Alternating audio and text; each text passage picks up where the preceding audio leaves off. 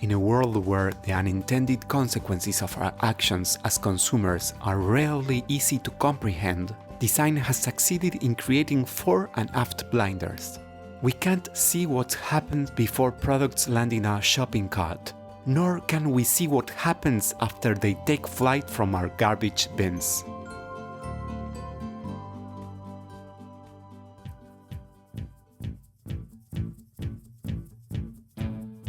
Packaging design should seduce, inform, and even save the planet. I'm BRANDERMAN, and this is BRANDERMAN, the podcast where I talk with experts to uncover what it actually takes to make a positive impact on consumers, the market, and society.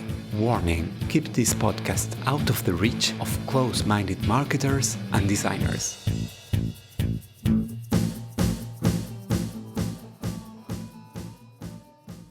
Before the interview, let me introduce my design agency. Brands with purpose. Human, agile, honest brands that leave no one indifferent. Tridimage creates and revitalizes brands to imagine and shape the future. Tridimage, the branding and packaging design agency for bold brands. Today I had the pleasure to speak with Scott Boylston. Scott is co-author and graduate coordinator of the Design for Sustainability program at Savannah College of Art and Design, a transdisciplinary design program focused on facilitation change through systems thinking, design strategy, and behavior change. He's the author of 4 books, including one on sustainable package design and his latest, Designing with Society. In this episode, he describes an innovation framework to achieve triple impact when it comes to designing sustainable packaging. He also tells me why he thinks the new generations will drive a paradigm shift in consumption. Scott is principal at BC+D, a sustainable innovation consultancy, and partner in 2 regenerative food equity startups focused on creating closed-loop food system innovations. Today, with me, Scott Boylston.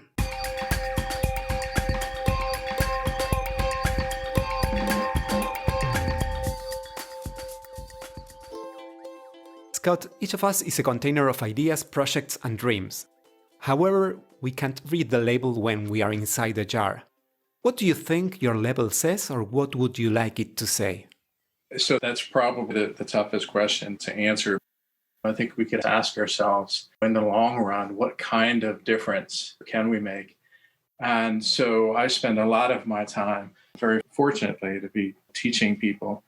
And I learn every day I teach. So it would say someone who's deeply and passionately committed to leveraging the energy of a single soul on this planet for the sake of inspirational and aspirational change.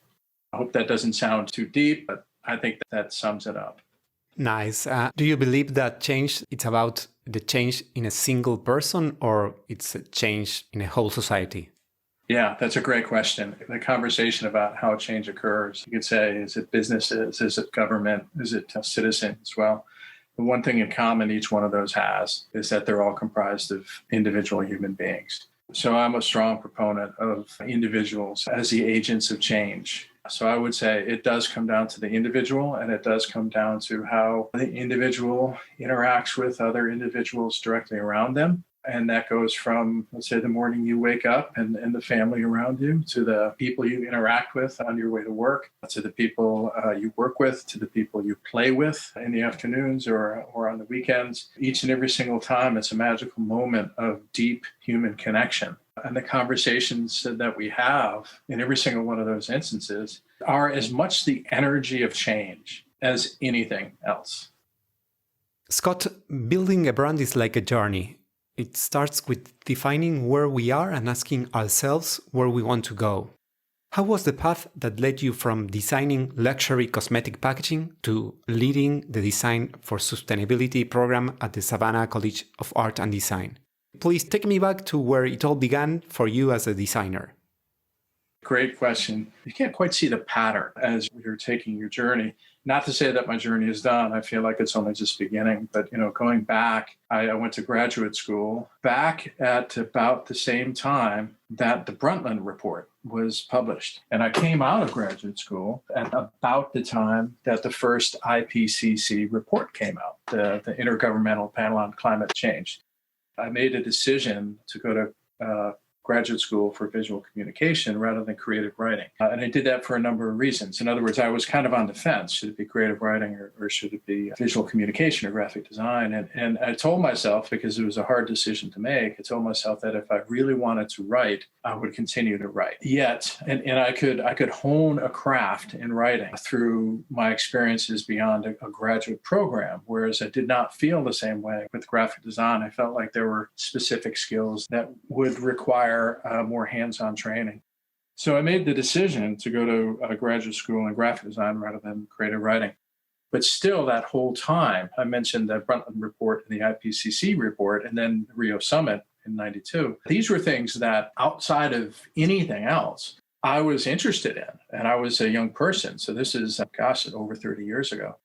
And it struck me for a little while when I finished graduate school, and I tried a few jobs out in New York City, and I was fortunate enough to find a great job in package design. And every day, my colleagues and I did nothing but play.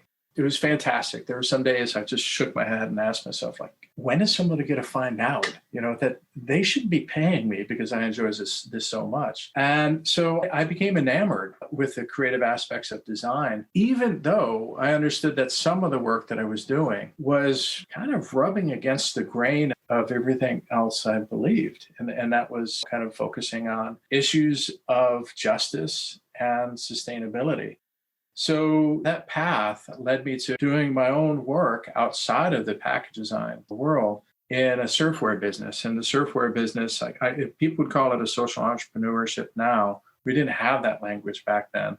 It was surfwear with 100% organic cotton, soy-based inks. We were working with an organization called Clean Ocean Action and Surfrider Foundation. So we were donating proceeds from our retail sales, which were pretty small because we were a small kind of funky surfwear company selling a few dozen to local surf shops rather than trying to sell 40 dozen to some of those free t-shirts for $10 places, because that just wasn't our ethos.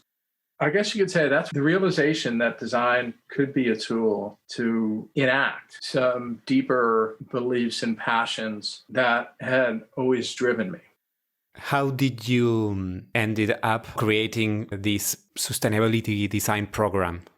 For the surfwear business, we would drive south, and we would end up going to a lot of small towns and large cities along the eastern seaboard of the U.S. So long story short, I ended up discovering Savannah, which is, in my opinion, the most beautiful city in the United States. And it has got something very deep and soulful about it. And it is absolutely a stunning place, both ecologically and architecturally. And so I shifted my focus to teaching. You could say quite suddenly. I was teaching graphic design from the perspective of, you could say, I don't want to say subversive, some people might say that, but really challenging our young designers, asking deeper questions about what they're doing and why they're doing it. We always say you shouldn't judge a book by its cover, but unfortunately we do that often. And so who designs the covers of the books of the world? Well, visual communicators. I challenged my students to think more deeply about who they're representing and what ideas they represent as they do seemingly innocuous design work. What kinds of paradigms are they supporting? And so this led to a wonderful experience with an architecture professor and industrial design professor, whereas the three of us got together at SCAD and we all deeply understood the limitations of our own discipline when it came to addressing larger scale issues. And so from an architect and a visual communicator and industrial designer came what I still think is a very, if not absolutely unique program at SCAD and designed for sustainability, where it is transdisciplinary. We focus on what is the context, and we design with sustainability as the ultimate end goal. I realized that there's more to advocating for and stimulating larger scale change than visual communication.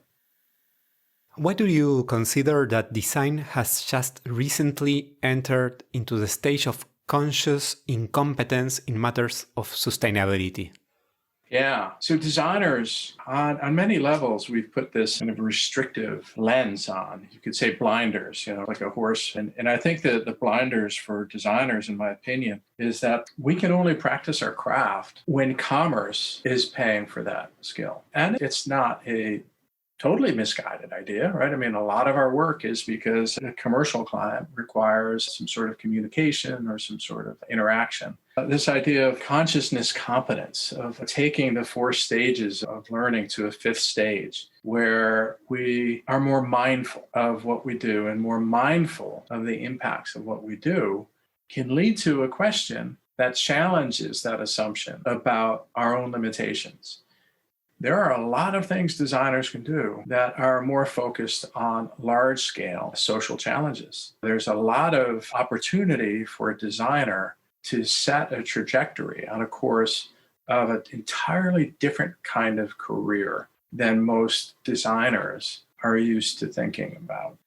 I think over the last 15 years or so, we're really starting to see some major changes, where this paradigm of designers saying, well, yeah, I need to do work in the commercial world or else I'm not a designer, combined with a deeper appreciation for the unintended consequences of our action, is leading to a new generation of designers who want more. They want to practice their passion in a way that has less negative impact. And so for me, that's a really exciting time to be both a designer and a design educator. Why do you consider that designers should transform ourselves into sustainability facilitators? Richard Buchanan was writing about the opportunity for designers to expand their practice. This opportunity for designers to redesign design has been slowly emerging. But if you think about something like the liberal arts, the history of liberal arts was to educate free men, right? So that's problematic on one level because that goes back to ancient Greece, if not earlier. And the idea of a free man is both, one gender and a free, meaning not enslaved. So while the origins of liberal arts, we have to accept it for everything that it is, the actuality of it is the result of a question that says, okay, if you're going to have a democracy, if you're going to have a country where, at least on some level, the people who live in it will make decisions about how it's structured and how it's run. The question was, what do these people need to know in order to do it right? So this is a very fundamental question. If you want a democracy, what do the people need to be able to understand? That set of tools and set of intellectual frameworks about living in society in a responsible way. So Richard Buchanan suggested design is a kind of sense-making, right? So now I'm talking about design not just as a profession, but as an act. Everybody on this planet designs. Our species has been successful in the way it's been successful because design comes intuitively to us. We are challenged by something, whether it be staying warm or gathering food or protecting ourselves, and we design solutions that are context specific.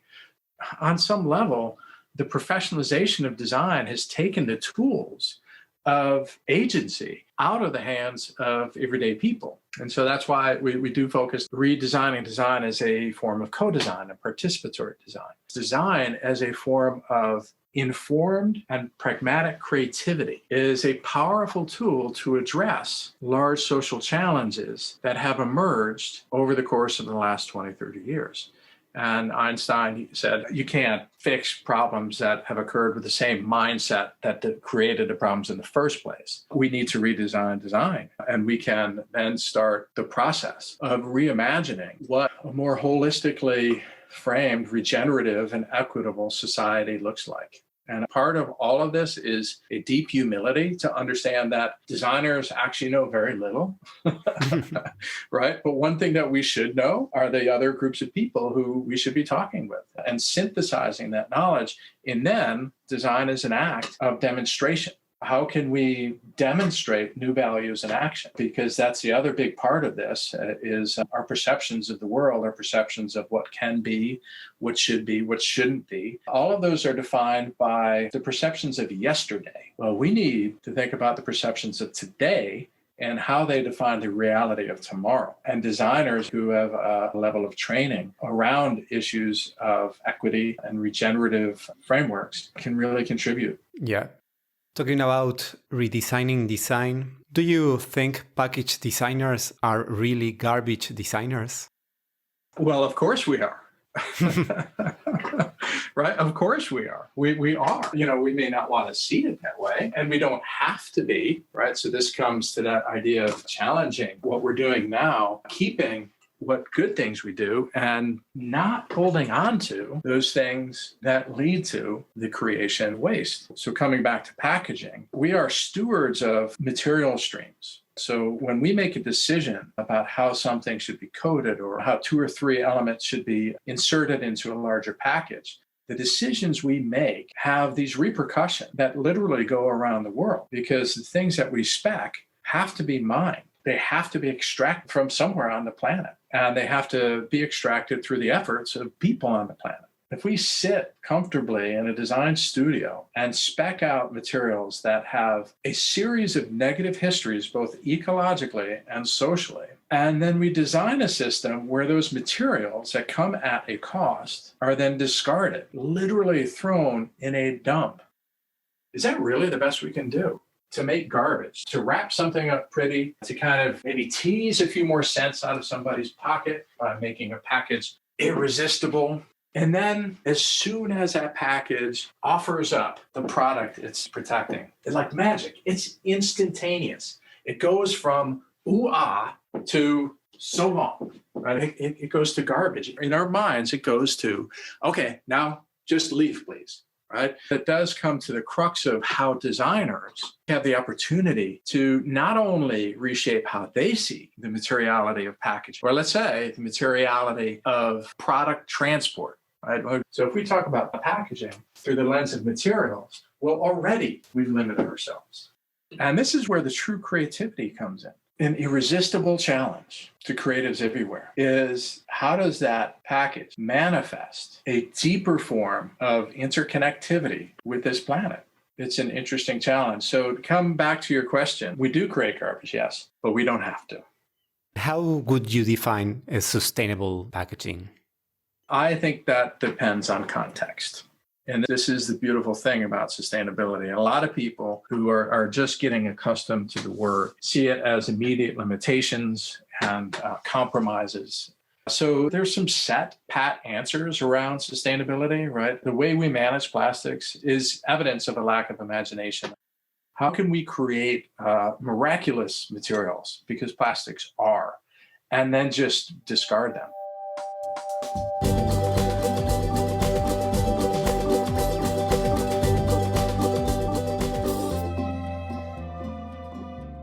In times past, design had the luxury of stimulating and feeding the desires of the world without much ethical trepidation. We are moving into an era of higher demands for accountability and sustainability from consumers. Can you describe the innovation framework you suggest to achieve triple impact? When you talk about sustainability as being something more than just a built environment or something more than just packaging, a lot of people start to get a little confused because it sounds too vague. In our Design for Sustainability program at SCAD, we worked very hard at trying to structure a way of thinking about the design opportunity. On one hand, there is a set of ends. What do we want to accomplish? And how we define that is very straightforward. It's through what a lot of people would call the triple bottom line, or people, planet, and prosperity. And those are the ends, to identify what ends are we shooting for. But the big question, especially for designers, is what are the means? Designers are limiting their understanding of innovation through the lens of technology. We're losing out on opportunities. So we have what we call the 3 innovations framework. And we look at what we call mind, matter, and society. And the matter part is what I just talked about, the technological innovation. So within that realm, there exists a lot of opportunity. Renewable energy, life cycle analysis that leads to an effective closed loop system. These are all effective approaches to sustainability. But we expand that into two other forms of innovation. The first one being mind. This is central to everything. Our paradigms, the way we see the world dictates our behavior. Innovating how we see the world is a project unto itself. So that's the mind. You have mind, matter, and then you have society. And that's the third kind of innovation. And this is a practice. I mentioned earlier that designers have a lot to contribute to the larger world outside of commerce. If you look at social innovation, the idea here is to create new relationships that generate new capacities within people. And those capacities are around agency and around the ability for people to actually create the world that they are hoping for. And so that's kind of how we look at it. It's mind, matter, and society. Each of those is a form of innovation. And depending on the context, you can pick 2 or 3 frames from each of those 3. You can pick 2 or 3 from each one, or maybe in a particular context, you need primarily something from matter and maybe one from society. That's where the designer needs to think creatively and be selective in terms of how they approach innovation. Super interesting. When companies ask themselves, how can we make our package more sustainable? Are they asking the right question? Maybe the right question is, how do we deliver our brand promises in a deeply authentic way? That might be the best first question to ask. As a package designer, if you can deeply understand what they're aiming for there, and then ask the question, and this is key, are you really delivering on that? And if not, how might you? Because one of the biggest threats to a brand is the consumer's distrust on the brand promises. And so yeah, I think the first question is, what does our brand really stand for? And how do we embody it? And the next question might be, how might our transportation scheme for existing products embody our brand promises? How it is possible to help FMCG brands and their leaders transition to a circular economy model? Each brand has to ask themselves, are we, and this comes back to this idea of, let's say, nutrient stewardship. I had mentioned material stewardship, but let's go one step further and consider all of the materials that exist in a package as a form of nutrient. The question is, nutrient for what?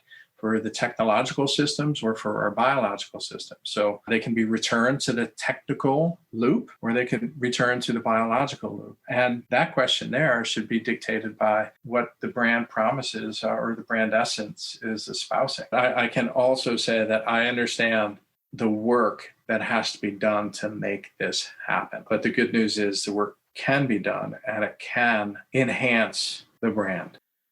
Do you think the new generations like Gen Z will drive a paradigm shift in consumption? I do. Yeah, I do. We are all raised in a paradigm. What's interesting about my generation, I'm in my 50s, is that I remember a time when we fixed things. I remember a time when most things were not disposable, when people valued the materials that they found themselves possessing. There was a blip in time when our amazing technical innovation allowed us this, I would call it a temporary luxury, to not think about the consequences of making everything disposable. What we see now is a generation that doesn't believe the promises that were made to my generation, right? So the whole idea was like, oh yeah, this disposability will create a world of abundance and convenience. Well, it's created a world of convenience, but it's destroying our world of abundance. Some of these promises made to my generation are broken promises. And so, yes, I think the younger generation, they understand some things that we didn't know about. I mentioned the IPCC's first report came out in 1990. Well, the sixth one is out now, 20 years later, and every single report suggests even more dire future. These are things that people hear about. They're frightening. and we can design our way out of it. So yeah, I think our younger generation has had enough of the stories that have been told to my generation and are really eager not only to hear new stories, but to actually tell them, to craft them, and to live them. What do you think are those 2 or 3 concepts or ideas that most clients and designers have deeply rooted in our heads and that we should think about erasing completely in a short period of time? So waste is one of them. Waste is absurd. Waste is a waste. It's literally, we have given it the right name, right? I mean, it is an absolute waste. People are going to look back, and this might be in 20 years, maybe 30, maybe in 15. And they're going to ask, you did what? When we tell them that we had one garbage can in the house and that everything from banana peels to plastic wrappers to paper napkins, everything went in there. And then we found a big pile somewhere and we threw it all in there. That is absolutely absurd. And we don't see it as absurd because that's kind of what we've been conditioned for. And so if you think about the one truly creative act that humans have been able to create, it is in inventing waste, right? It really is a choice of either we design waste out of our way of thinking or we design ourselves out of existence. It really is that simple. Scott, tell me something about eco-design that is true that almost nobody agrees with you on. That's an interesting question. I would say that it provides for more opportunity, not less. It's, I think, a pretty ancient observation that a kite needs a string to fly.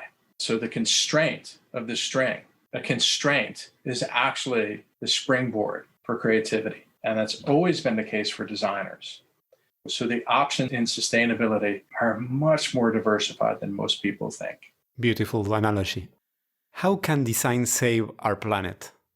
By engaging everyone in a celebratory form of shared aspiration. The opportunity really is to embrace the reality that everything is interconnected. When I say embrace it, accept it. Everything is interconnected. The studies have shown that the most toxic breast milk in human beings is not in a heavy industrial area. It's in the North Pole. And that's because all of the toxins that we push into the air and into the water bioaccumulate in fish, and then larger fish, and then larger fish, and then seals. And tribes like the Inuit live on seal fat. They have the most toxic breast milk. They don't produce chemicals. They aren't near chemical facilities. Their breast milk is more toxic than anywhere else on the planet. When we say interconnected, and this is part of a mindset thing. If you hear somebody say everything is interconnected, we have a lot of people who say, oh, that's some spiritual mumbo jumbo.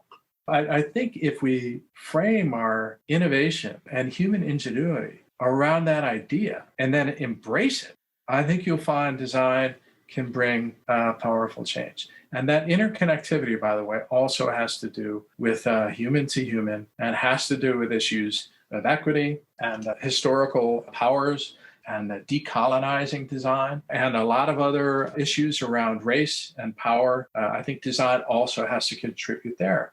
And that too has everything to do with this idea of interconnectivity. Scott, what's your next adventure? Presently, I'm fortunate enough to be working with some really brilliant minds around some startups. So my next great adventure is my next class. So I have to say that the work that we do in SCAD's Design for Sustainability program is forever rewarding and will forever be my primary goal. It's impossible to describe the privilege I feel when I have an opportunity to work with such amazingly creative people.